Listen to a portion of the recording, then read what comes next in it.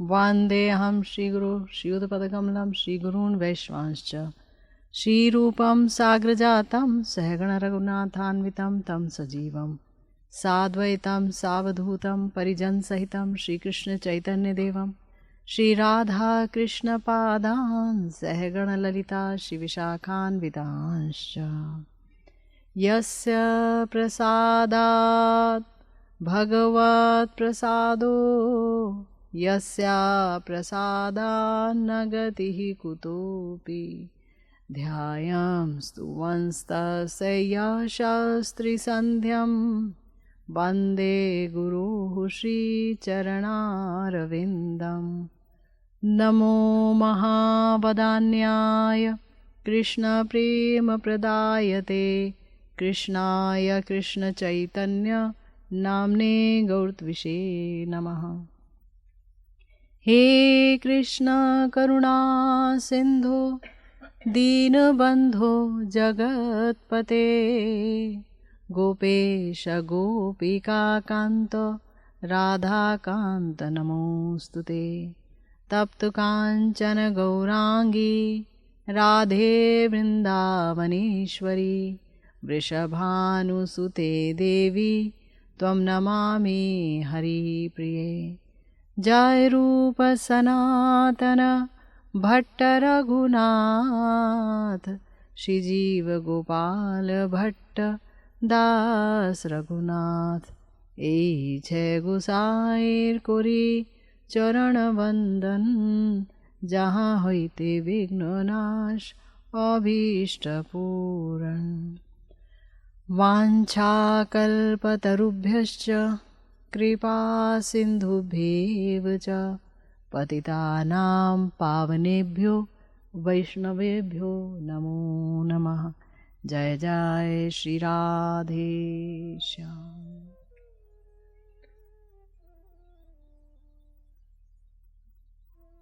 हम सब लोग मेरे प्यारे गुरुदेव द्वारा लिखित ग्रंथ 3 वांछा पर चर्चा करते चले आ रहे हैं।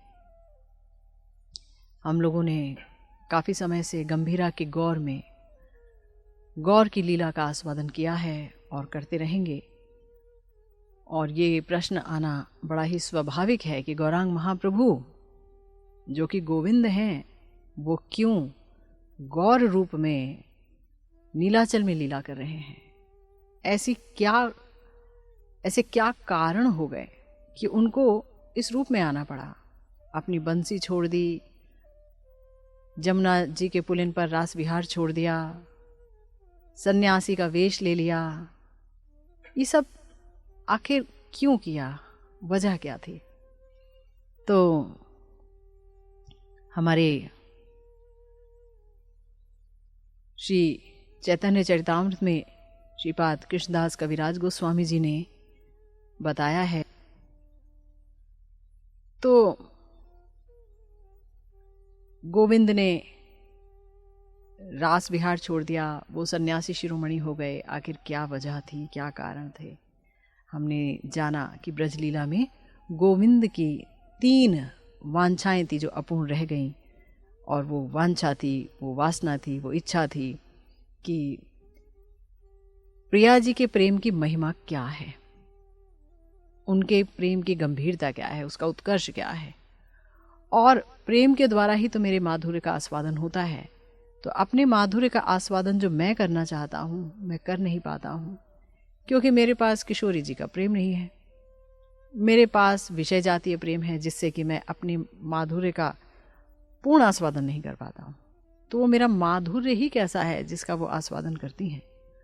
और उस माधुर्य का आस्वादन करके वो बहुत अधिक सुखोन्मत्त हो जाती हैं। हालांकि इस सुख की चाहत वहाँ बिल्कुल नहीं है, कोई इच्छा नहीं है।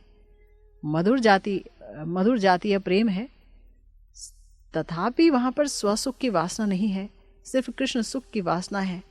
तो भी वो अनंत कोटि गुना अधिक सुख प्राप्त करती हैं।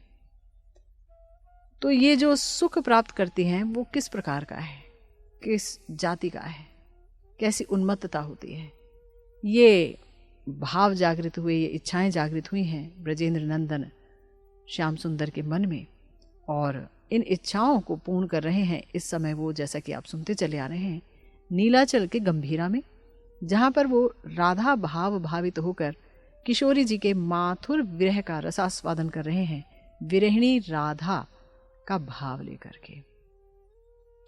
हमने जाना कि गोविंद और श्री राधिका दोनों का जब निबिड़ मिलन है, वहीं से गौरहरि का प्राकट्य है।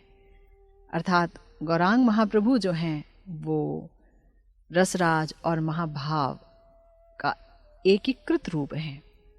मादनाख्य महाभाव से युक्त हैं, मोहनाख्य महाभाव का आस्वादन कर रहे हैं, जबकि उनका श्री विग्रह, उनके अंग प्रत्यंग बने हुए हैं मादनाख्य महाभाव से ही, है ना।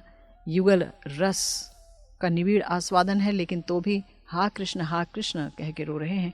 प्रेम वैचित्य की मानो वो मूर्ति हैं, प्रेम वैचित्य ही मूर्तिमान है गौर रूप में, ये हम सुनते चले आ रहे हैं। और हम ये देखते चले आ रहे हैं, सुनते चले आ रहे हैं, जानने का प्रयास कर रहे हैं गुरुदेव के अनुगत्य में कि श्री कृष्ण के विरह में गौरांग महाप्रभु श्री कृष्ण का, उनके माधुर्य का, उनके नाम का पूर्णतम आस्वादन कर रहे हैं राधा भाव में। अलावा इसके उन्होंने गोपी भाव का भी भरपूर आस्वादन किया है, क्योंकि राधा भाव में समस्त भाव अपने आप आ जाते हैं। तो उन्होंने गोपी भाव का आस्वादन किया, और साथ में उन्होंने जो आस्वादन किया है वो आस्वादन है मंजरी भाव का। पिछली बार हमने सुना कि श्री चैतन्य महाप्रभु श्री कृष्ण विरह में दिव्योन्माद की दशा का आस्वादन कर रहे हैं। हमने सुना कि वो श्री कृष्ण की मधुरिमा का पूरी तरह से आस्वादन कर रहे हैं, ये हमने सुना। और विह्वल हो गए हैं श्री कृष्ण के विरह में, जहाँ पर वो ये आस्वादन कर रहे हैं कि श्री कृष्ण रास छोड़कर चले गए हैं, और उन्मादिनी गोपियों की तरह वो एक उद्यान में प्रवेश किए, और उनको वही स्फूर्ति हो गई कि वो एक कृष्ण विरहिणी गोपी हैं, कृष्ण रास छोड़ के चले गए हैं। तो वो उस उद्यान में वृक्ष लताओं से श्री कृष्ण का पता पूछने लगे, और फिर उन्होंने सोचा कि मुझे ज़रूर यमुना के किनारे उनके दर्शन होंगे, वही उनका प्रिय स्थान है। सिंधु के तीर पर पहुंच गए हैं श्रीमन महाप्रभु, और यमुना जी का उन्हें उद्दीपन हो गया है, और उसमें श्री कृष्ण का उन्हें दर्शन भी हो गया। श्री कृष्ण का दर्शन करते ही वो मूर्छित हो गए, और जब उनको वापस लाया गया तो श्री कृष्ण विरह में विह्वल हो गए हैं श्रीमन महाप्रभु। तब श्री राम राय महाप्रभु का मन समझकर रासलीला में श्री कृष्ण की जो उपेक्षा वाणी के श्रवण से विरहिणी गोपियों की जो स्थिति थी, उसका उन्होंने एक श्लोक पाठ किया। पुनः कहे हाय हाय पढ़ो पढ़ो राम राय, कहे प्रभु गदगद आख्याने। रामानंद पढ़े श्लोक, सुनी प्रभुर हर्ष शोक, आपने प्रभु करेन व्याख्याने। श्रीमद् भागवतम में बहुत सुंदर श्लोक है। वीक्ष्यालकावृत मुखम तव कुंडल श्री, गंड स्थलाधर सुधम हसितावलोकम, दत्ताभयंचा भुजदंड युगम विलोक्य, वक्षः श्रेयकरमणंच भवाम दास्यः। बड़ा ही सुंदर श्लोक है। गोपियां कह रही हैं कि हे कृष्ण, कुंडल की शोभा से दीप्तिमान तुम्हारे गंड स्थल और तुम्हारे अधर सुधा समन्वित, अधर के अमृत से समन्वित हास्य और कुटिल दृष्टि, नयनों की कुटिल दृष्टि, और चूर्ण कुंतल घुंघराले अलकावली केशों से आवृत तुम्हारा श्रीमुख, और अभय को प्रदान करने वाले तुम्हारे दोनों बाहु, तथा श्री लक्ष्मी जी को जो रति प्रदान करते हैं ऐसे तुम्हारे वक्ष स्थल को देखकर हम तुम्हारी दासी हो गई हैं। जब श्री कृष्ण ने गोपियों की उपेक्षा की, जब गोपियां भागी भागी चली आई श्री कृष्ण के वंशी वादन को सुन करके, तब श्री कृष्ण ने परिहास करते हुए कहा कि तुम यहाँ क्या देखने आई हो, क्यों आई हो, इतनी अंधेरी रात में क्या वन की शोभा देखने आई हो? तुम्हें हिंसक प्राणियों से डर नहीं लगा? तुम जाओ अपने पतियों की सेवा करो, अपने घर वालों की सेवा करो। अगर उनकी उपेक्षा करोगी और उपपति के पास जाओगी, औपपत्य को निभाओगी, जार धर्म, तो फिर उससे तो बड़ी हंसी होगी। वो तो इस लोक में और उस लोक में ही निंदा का कारण बनेगा। तो जाओ, घर वापस लौट जाओ। खूब उपेक्षा की। तब ये श्लोक गोपियों ने कहा कि हे कृष्ण, हम नहीं जा सकती, हम तो तुम्हारी दासी हो गई, हमारे मन तो अब आपके पास हैं। तो मन रहित देह को अगर हम घर में ले जाएंगी तो उसे क्या काम करेंगे? मन होगा तो घर के काम हो सकते हैं, जब मन ही नहीं है मेरे पास तो मैं काम कैसे करूंगी? इसलिए हम तो तुम्हारी दासी हो गई हैं, दासी हो गई हैं। कोई शुल्क नहीं देना पड़ेगा, निशुल्क दासी का, है ना। जब अशुल्क दासी का हो ही गई हैं तो भाई कोई तो शुल्क होगा। तो ये सभी शुल्क है। तुम्हारा सौंदर्य, वस्तुतः गोपियां श्री कृष्ण की सेवा की आकांक्षा से भरी हुई हैं। हमें कृष्ण सेवा करनी है, अपने तन अपने मन को देकर के, अपने यौवन को देकर के कृष्ण को श्री कृष्ण को सुखी करना है। लेकिन ये सीधे सीधे नहीं कह रही हैं, छिपा रही हैं और इस तरह से दिखा रही हैं कि हम ही आकर्षित हो गई हैं तुम्हारा सौंदर्य देख करके, अब हम घर नहीं जा सकेंगे। तुम्हारा सौंदर्य ही ऐसा है, क्योंकि ताकि श्री कृष्ण को ये लगे कि हाँ, मेरे सौंदर्य के कारण ही ऐसा है। अचानक ही कोई बोल दे किसी को कि हम तो तुम्हारी सेवा करना चाहते हैं, कोई शुल्क नहीं चाहिए, तो व्यक्ति परेशान हो जाएगा, क्यों सेवा करना चाहती हो, क्या है। और अचानक कोई ये कहे नहीं, तुम इतने सुंदर हो, हमें दासी बना के रख लो, तो उसमें एक अपना गौरव रह जाता है ना। तो गोपियां बड़ी चतुर है, श्री कृष्ण को वाणी से भी सुख दे रही है ना। तो महाप्रभु इस श्लोक के गोपी भाव के अनुरूप बड़ी ही सुंदर व्याख्या कर रहे हैं। कह रहे हैं, कृष्ण जिति पद्मचांद पातिया छे मुख फांद, ताते अधर मधु स्मित चार, ब्रजनारी आसी आसी फांदे पड़ी होए दासी, छाड़ी निज पति घर द्वार। सुनो बांधव कृष्ण करे व्याधेरो आचार, नाही गणे धर्माधर्म, हरे नारी मृगी मर्म, करे नाना उपाय तहार। गंड स्थल झलमल, नाचे मकर कुंडल, सेई नृत्य हरे नारी जय। सस्मित कटाक्ष बाणे, ता सवार हृदय हाने, नारी वधे नाही किछु भय। अति उच्च सुविस्तार, लक्ष्मी श्री वत्स अलंकार, कृष्णेरु जे डाकातिया वख, ब्रज देवी लख लख, ता सभार मनोवख, हरिदासी गरीबारी दख। सुवलित दीर्घार्गल, कृष्ण भुज युगल, भुज नहे कृष्ण सर्वकाय। दुई शैल छिद्रे पैसे, नारीर हृदय दंशे, मरे नारी से विष ज्वालाए। कृष्ण कर पद तल, कोटि चंद्र सुशीतल, जिति कर्पूर बेणा मूल चंदन। एक बारे जारी स्पर्शे, स्मर ज्वाला विषनाशे, जार स्पर्शे लुब्ध नारीर मन। चैतन्य महाप्रभु श्री राधिका के भाव में श्री कृष्ण के सौंदर्य के कितने वशीभूत हैं, श्री कृष्ण के माधुर्य का कितना गहन रूप से पान कर रहे हैं, उसी उद्गार को वो व्यक्त कर रहे हैं। प्रभु श्री रामानंद राय को संबोधित करके बोल रहे हैं कि हे मेरे प्राण के बंधु, तुम्हें मैं अपने मन की बात कहती हूं, सुनो। व्याध यानी शिकारी जैसे हिरणी को फंसाने के लिए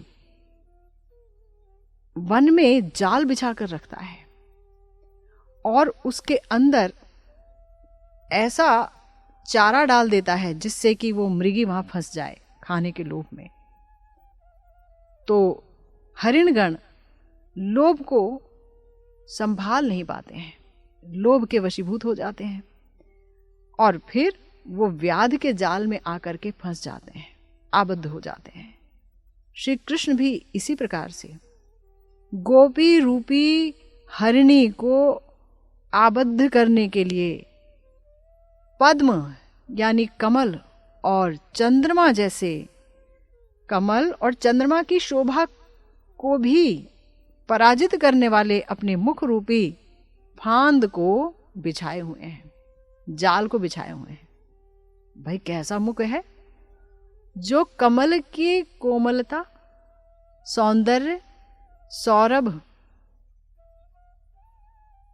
सबको हर लेता है, जो चंद्रमा की स्निग्धता, उसकी सुधा राशि, उसकी उज्ज्वलता को भी धिक्कार कर देता है। ऐसा मुख रूपी फांद उन्होंने बिछाया हुआ है और उसमें कुछ चारा भी तो रखा होगा। चारा रखा है ना, अपनी अधर सुधा और मृदु मंद जो उनकी मुस्कान है, वो दोनों अधर सुधा, वो अधर सुधा में भीगी हुई मृदु मंद हास्य रूपी चारा उन्होंने उस फांद में रखा है, यानी मुख फांद में रखा हुआ है। गोपियां हिरनियों की तरह अपने लोभ को रोक नहीं पाती हैं, लोभ संवरण नहीं कर पाती हैं, इसलिए अपने पति को, अपने स्वजन को, घर द्वार सब छोड़कर उनके फांद में पड़ जाती हैं और दासी हो जाती हैं, बिक जाती हैं। अब घर कैसे वापस जाएंगी, अब तो बिक गई हैं, दासी हो गई हैं। यदि कहो ठीक है, गोपियां जब जानती हैं कि श्री कृष्ण व्याध हैं, शिकारी हैं, तो फिर वहां क्यों गई उनकी दासी होने के लिए, जब वो जानती हैं कि श्री कृष्ण ऐसे ही हैं। तो उसके उत्तर में कहती हैं, अरे उनकी दासी होने के अलावा गोपियों के पास कोई उपाय नहीं है, कोई उपाय नहीं है। क्यों? क्योंकि श्री कृष्ण का मणिमय कुंडल जो उनके कानों में नाचता है, उससे उनका जो गंड स्थल है वो आलोकित रहता है, शोभायमान रहता है। मकर कुंडल, कैसा कुंडल है? मकर कुंडल। मकर क्या करेगा? मकर तो मछली को खा जाएगा, गोपियों के मन रूपी मीन को ये मकर जो है खा जाता है और वो नाचता रहता है आओ आओ करके। और मणिमय मकर कुंडल की शोभा श्री कृष्ण के दो जो गाल हैं, जो कि दर्पण की तरह चमकते हैं, उन गालों पर पड़ती है। तब वो जो झलमल शोभा है, उससे नारी का मन हरण हो जाता है। और फिर हंसकर, हंसी के साथ कटाक्ष बाण से श्री कृष्ण उसके हृदय को बाण मार देते हैं। ऐसे ही होता है, हिरनी जो है अगर फंस जाती है शिकारी के जाल में तो वो बाण मार देता है, तो ये भी बाण मार देते हैं। इनको नारी वध का कोई भय नहीं कि अरे मारना है तो अपने समान किसी बलिष्ठ व्यक्ति को मारो, तुम कोमल अबला नारी को मारते हो, ये तो बड़ा पाप है।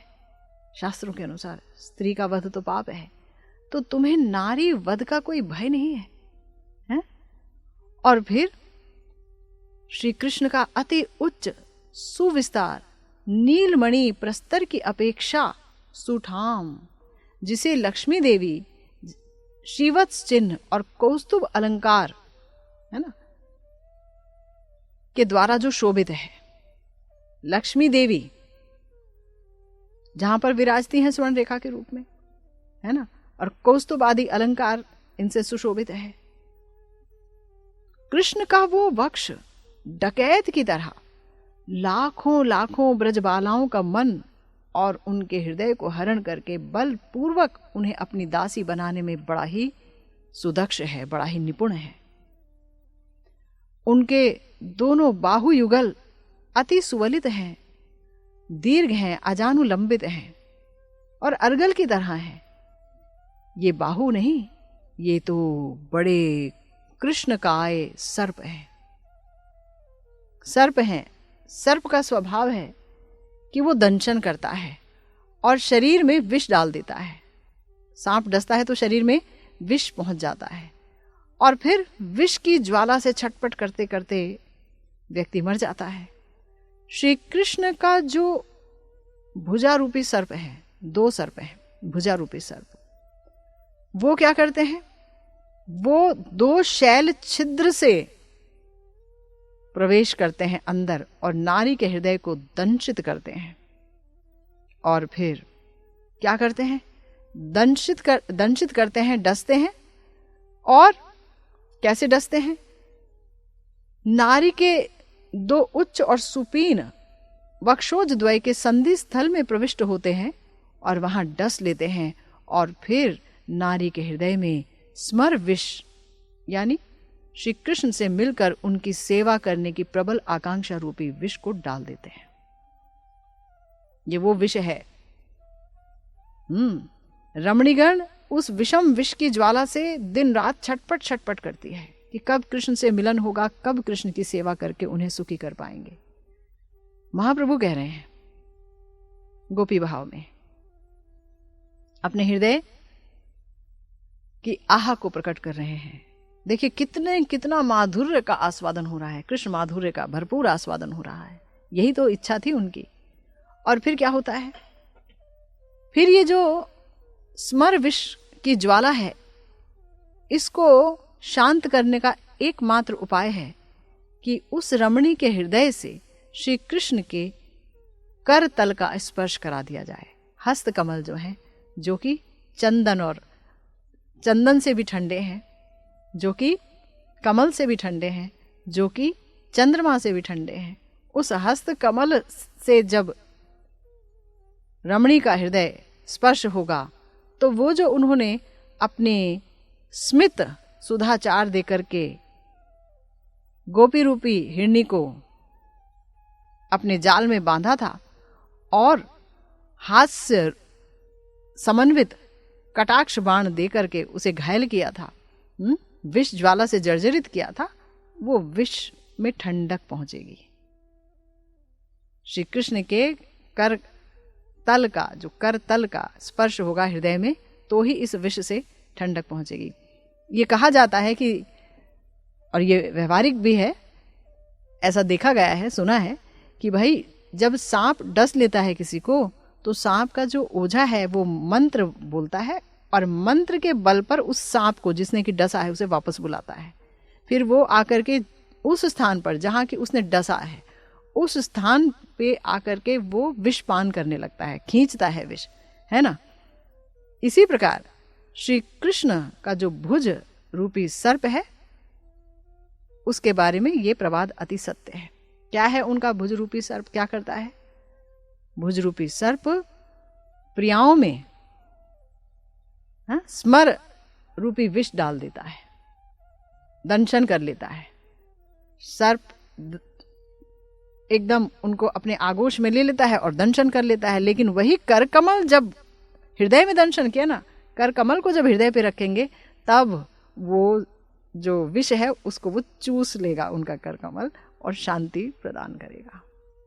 क्या भाव है श्रीमन महाप्रभु के, अचिंत्य हैं, मन बुद्धि के अगोचर हैं।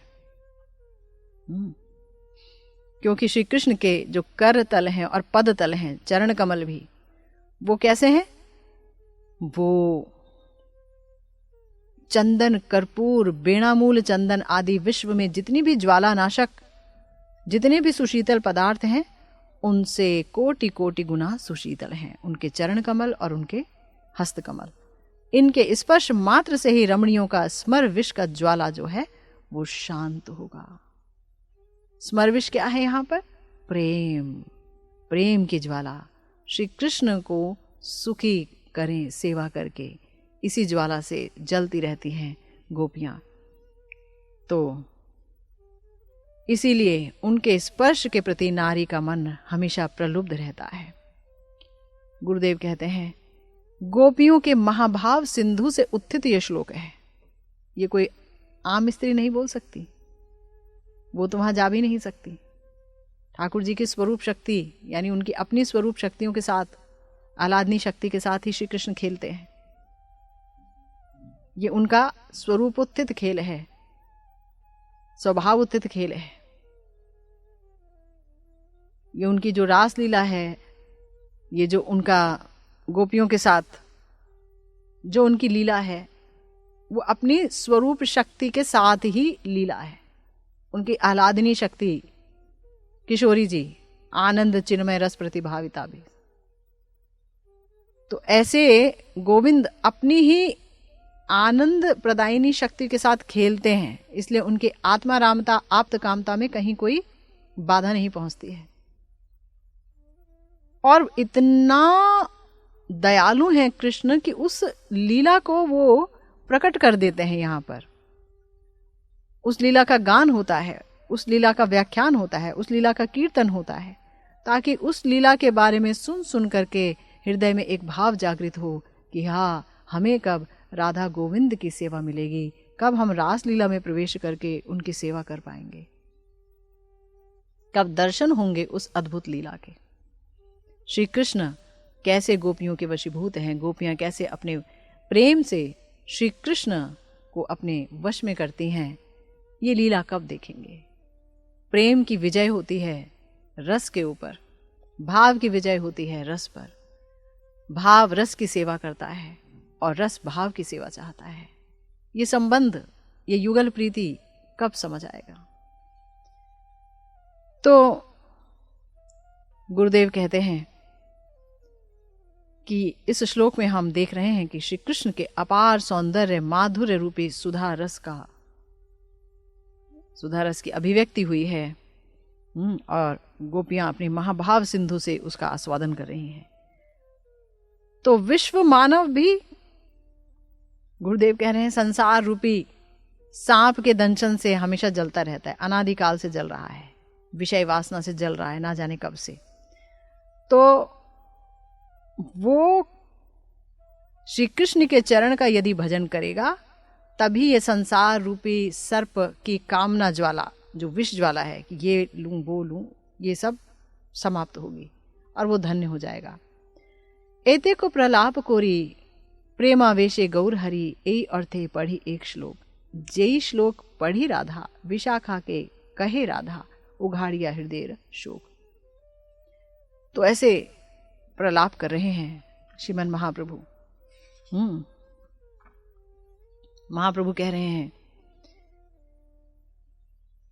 किशोरी जी के भाव को, जो कि उन्होंने विशाखा जी से कहा कि हे सखी, जिनका वक्ष स्थल विस्तीर्ण इंद्रनील मणि के कपाट जैसा मनोहर है, इंद्रनील मणि के विस्तीर्ण कपाट जैसा, इंद्रनील मणि हमने देखी भी नहीं। ऐसे श्याम सुंदर की अंग कांति, द्युतिमान कांति ही मानो मूर्तिमान है, और उनका वक्ष स्थल कितना उज्ज्वल है। और जिनके अर्गल जैसे बाहुयुगल मदन पीड़िता युवतियों के हृदय के ताप नाश करने में समर्थ हैं। यहां मदन पीड़िता अर्थात प्रेम पीड़िता, अर्थात श्री कृष्ण की सेवा की जिनके अंदर उत्कट इच्छा है, उन्हें ही कहेंगे मदन पीड़िता। उन गोपियों के हृदय के ताप नाश करने में समर्थ हैं, और चंदन, चंद्र, कमल और कर्पूर की अपेक्षा सुशीतल जिनके अंग हैं, आहा, वही मदन मोहन मेरे वक्ष स्थल की स्पृहा विस्तार कर रहे हैं, है ना। तो प्रभु कह रहे हैं, हाय हाय, मैंने अभी तो श्री कृष्ण को पाया था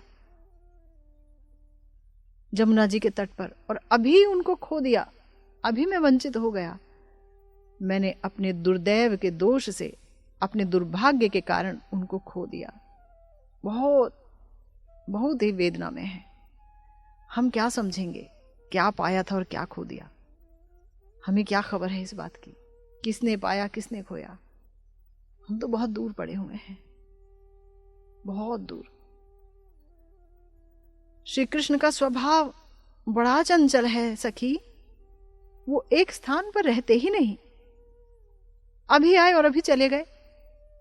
थोड़ा तो रुकते, मेरी पीड़ा तो देखते। उन्होंने दर्शन दिया और दर्शन के साथ ही मेरा मन छोड़ देते, लेकिन नहीं, मन भी हरण कर लिया। दर्शन दिया और मेरा मन हरण कर लिया और साथ साथ ओझल हो गए, मन चुरा के चले गए। प्रभु ने स्वरूप जी को कहा, स्वरूप, कोई ऐसा गान गाओ जिससे मेरे विरह दुख का अवसान हो जाए। प्रभु की ये बात सुनकर स्वरूप गोसाई अति मधुर स्वर में श्री गीत गोविंद का एक पद गान करने लगे। संचर दधर सुधा मधुर ध्वनि मुखरित मोहन वंशम, वलित दृगंचर चंचल मौली कपोल विलोल वदंसम, रासे हरिमिह विहित विलासम, स्मरति मनोमम कृत परिहासम। चंद्रक चारु मयूर शिखंडक मंडल वलयित केशम, प्रचुर पुरंदर धनुरनुरंजित मेदुर मुदिर सुवेशम, गोप कदम्ब नितंबवती मुख चुंबन लंबित लोभम, बंधु जीव मधुराधर पल्लव मुलसित स्मित शोभम, विपुल पुलक भुज पल्लव वलयित वल्लभ युवती सहस्रम, कर चरणोरसी मणिगण भूषण किरण विभिन्न तमिश्रम, जलद पटल बलदिंदु विनिंदक चंदन तिलक ललाटम, पीन पयोधर परिसर मर्दन निर्दय हृदय कवाटम, मणिमय मकर मनोहर कुंडल मंडित गंड मुदारम, पीत वसन मनुगत मुनि मनुज सुरासुर वर परिवारम, विशद कदम्ब तले मिलितम कलि कलुष भयम समयंतम, मामपि किमपि तरंग दनंग दृशा मनसा रमयंतम, श्री जयदेव भणितमति सुंदर मोहन मधुरिपु रूपम, हरि चरण स्मरणम प्रति संप्रति पुण्यवता मनुरूपम। श्री जयदेव जी ने वसंत रास में वर्णन किया कि श्री कृष्ण जब समस्त गोपियों के साथ नृत्य कर रहे थे, और जिस प्रकार से कर रहे थे, किशोरी जी के साथ भी उसी प्रकार से नृत्य कर रहे थे। कहीं कोई वैशिष्ट्य नहीं था, कहीं से लग नहीं रहा था कि किशोरी जी के साथ कुछ बहुत अधिक प्रेम से नृत्य कर रहे हों। समान व्यवहार देख करके श्री राधा रानी मानिनी हो गई और रास स्थली को छोड़ करके चली गई, और एक लता कुंज में प्रविष्ट कर अति दीना की तरह सखी के पास मन की बात कहने लगी, गुप्त बात व्यक्त करने लगी कि सखी देखिए, किशोरी जी जिनके अंतर बाहर सिर्फ कृष्ण ही स्फुरित होते हैं, कृष्ण गुण प्रवाह वचन अवतंस गाने, है ना। श्री कृष्ण की कथाएं ही उनके कानों का कुंडल है। श्री कृष्ण के गुण, उनकी कथाएं, उनकी लीला, उनका माधुर्य, वही सिर्फ जो बातें हैं वो प्रवाह वचने, उनके वचन में भी वही प्रवाह रहता है ना, उनके रूप का, उनके गुणों का, उनकी लीलाओं का, उनके प्रेम का। तो चली तो आई है रास को छोड़ करके, लेकिन उनके हृदय में तो कृष्ण ही सब समय स्फुरित होते हैं, आंखों में कृष्ण स्फुरित होते हैं। जिधर देखती हैं वहीं कृष्ण स्फुरित होते हैं, और विरह में तो सब जगह कृष्ण ही स्फुरित होते हैं। अचरज की बात है ना। तो वो अपने हृदय की बात कह रही हैं कि सखी, जिनके अधर पल्लव के ऊपर सुधा से भी मधुर वंशी मोहन सुर से बजी थी, यानी जिन्होंने अपने अधर पल्लव के द्वारा अमृत को भी निंदित करने वाली ऐसी वंशी बड़े ही मोहन सुर में, मनमोहक सुर में बजाई थी। जब उन्होंने ये बंसी बजाया था तो मैंने कान फैला करके सुना था। मेरे कान बिछ गए थे उस वंशी के स्वर की तरफ। और जो कटाक्ष करके तिरछी निगाहों से जिन्होंने मेरी तरफ देखा था, और जब उन्होंने देखा था कटाक्ष के साथ, तो उनका मस्तक थोड़ा सा चलायमान हुआ था और कानों के कुंडल कपोल में आंदोलित हुए थे। हे सखी, श्री कृष्ण का ऐसा मधुर मुख मेरे हृदय में उदित हो रहा है,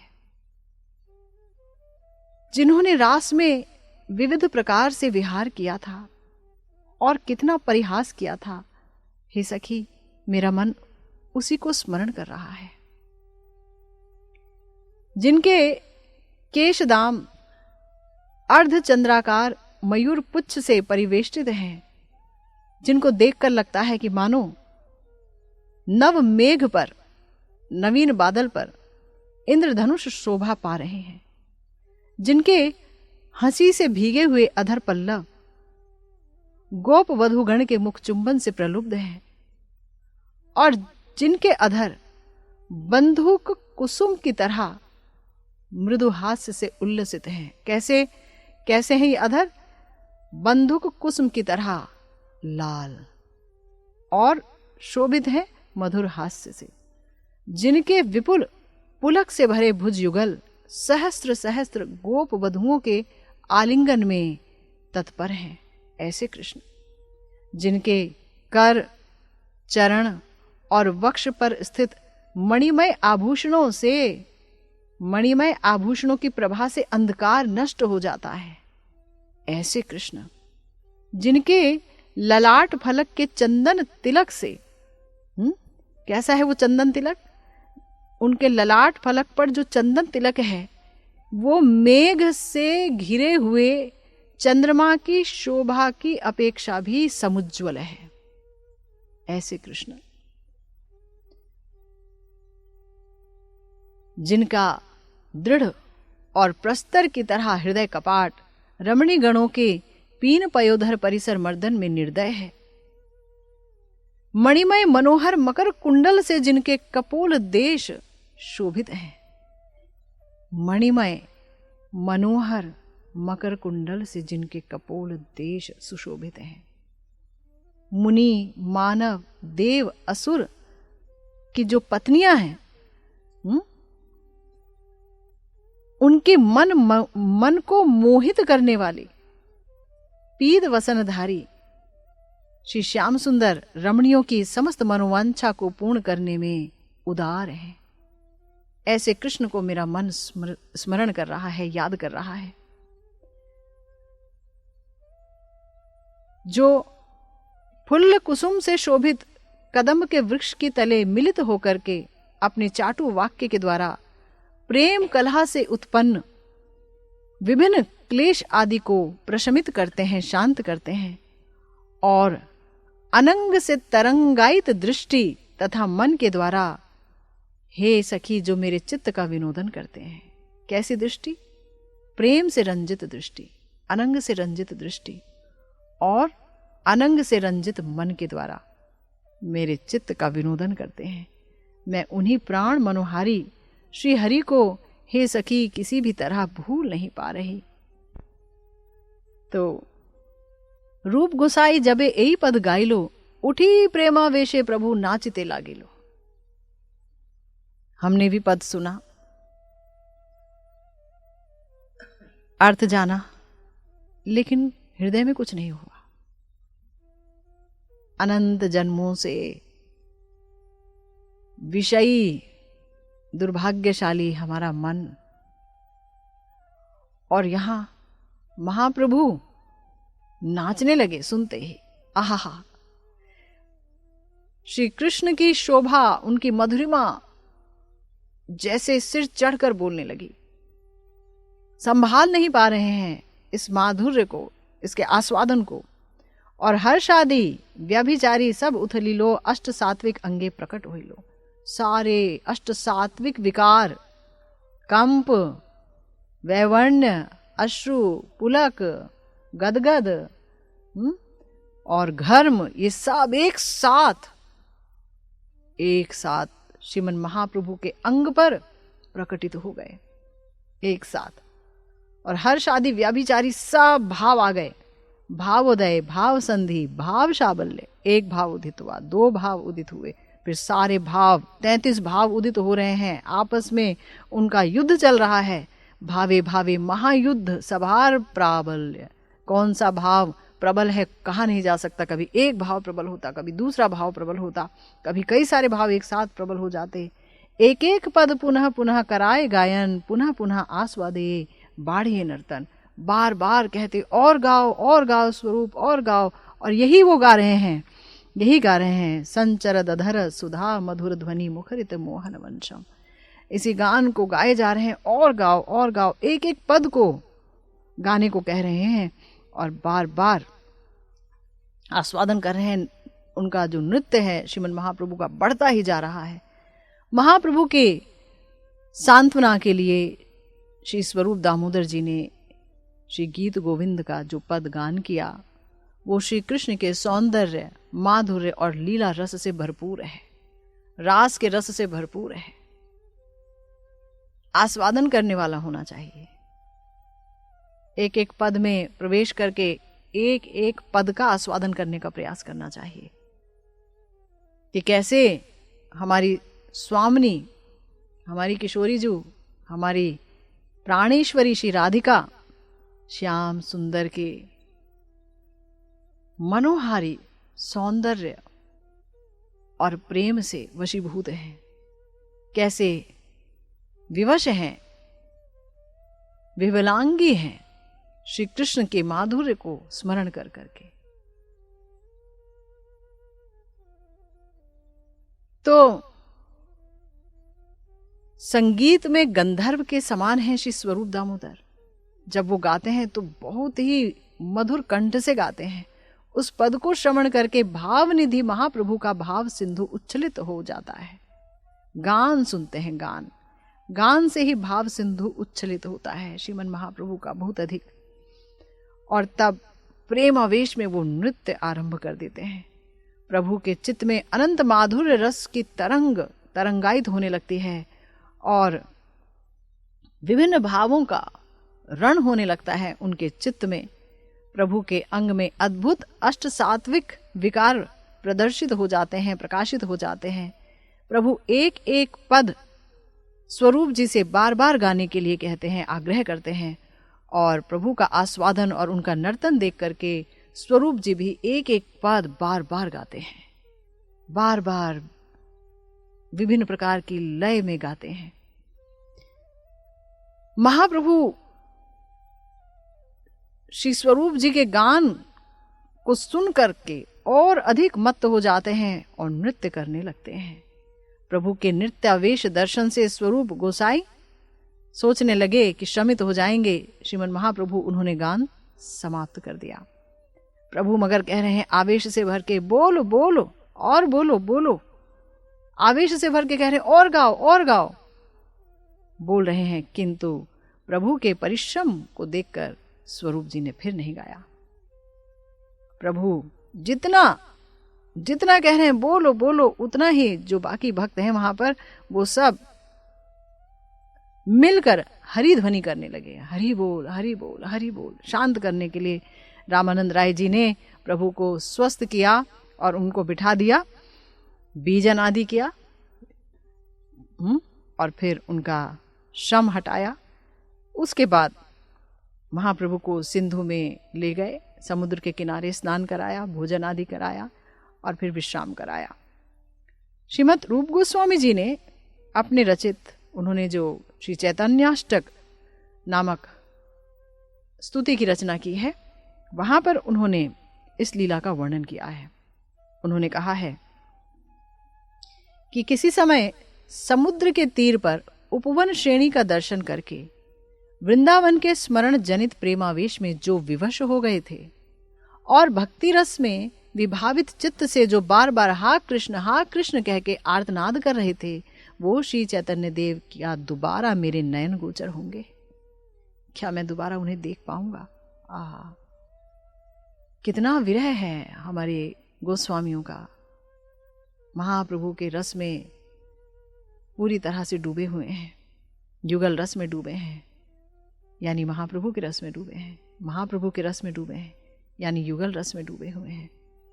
और हा कृष्ण करके जो महाप्रभु आर्तनाद कर रहे थे, उनको दोबारा देखना चाहते हैं।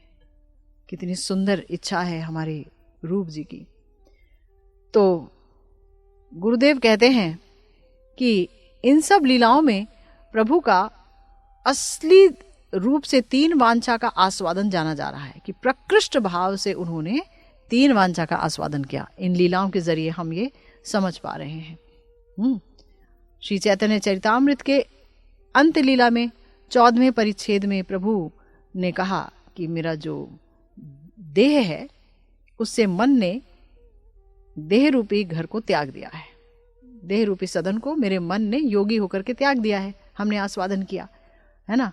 और फिर उसके बाद हमने ये भी आस्वादन किया 15वें अध्याय में कि श्री कृष्ण के 5 गुणों में श्रीमन महाप्रभु का मन राधा भाव में आविष्ट था और एक साथ 5 इंद्रियां श्री कृष्ण के 5 गुणों द्वारा आकर्षित हो रही थीं। और फिर सिंधु तट स्थान पे जो उद्यान था, जो बाग बगीचा था, वहाँ रासलीला का स्फुरण श्रीमन महाप्रभु को हुआ और उन्होंने अपने दोनों नेत्रों से श्री कृष्ण की अति आश्चर्यमय रूपामृत का आस्वादन किया। और इस समय 16वें अध्याय में वर्णित प्रभु की रसनेन्द्रिय की कृष्ण अधरामृत के आस्वादन का हमने पान किया। तो अपनी अंतिम लीला में श्रीमन महाप्रभु हमेशा ही प्रेम विभल दशा में विभोर रहते थे। उस समय क्या होता था, श्रीमन महाप्रभु क्या आस्वादन करते थे, जानेंगे हम श्रीमन महाप्रभु की कृपा हुई तो। इसी के साथ आज की भागवती कथा यहीं विश्राम लेती है। जय जय श्री राधे श्याम, श्री गुरु निताई गौर सीतानाथ प्रेमानंदे हरि हरि।